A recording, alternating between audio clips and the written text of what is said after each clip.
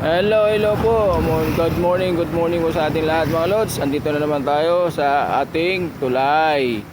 Ayan mga lods, medyo nilagyan na nila ng bakal mga lods, so para doon sa pagre-recrap at pagsisiminto na ng tulay mga lods. Ayan o. Ayan. Ito naman yung gitna, pinapantay na nila mga lods. So, andyan pa rin yung backhoe mga lods. Oh. Ayan. Yan yung backhoe natin. Ayan. So, hindi ko alam mga lods kung ito ay tatanggalin nila itong bahay na ito. Alam mo, naka ano pa talaga mga lods, nakahang yung ano niya. Oh. Ayan, kunting galaw na lang babagsak yung bahay ni mga lods, pero dapat tanggalin nila habang maaga pa. Ayan oh. Hindi ko alam kung hanggang saan ito mga lods, pero pag alam ko, lalagyan pa nila ng ano ito, ng kalsada sa gilid para mayroon ding daanan yung mga tao. Ayan mga lods, ayun bandar, makikita natin meron na silang ginagawa. Nakapurma na yung daanan sa gilid. Ayan o.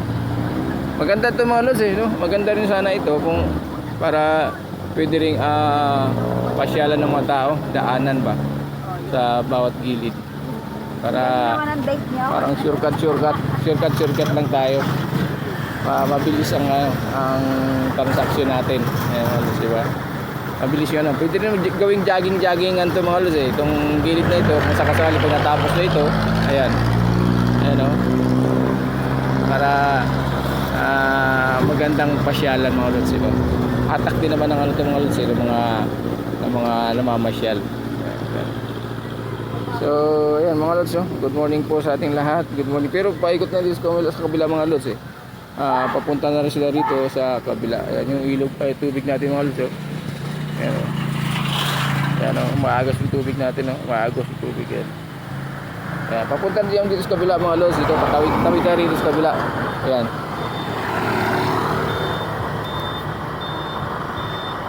Ayan. Ito mga lods o, ayan o. Ayan o, ayan.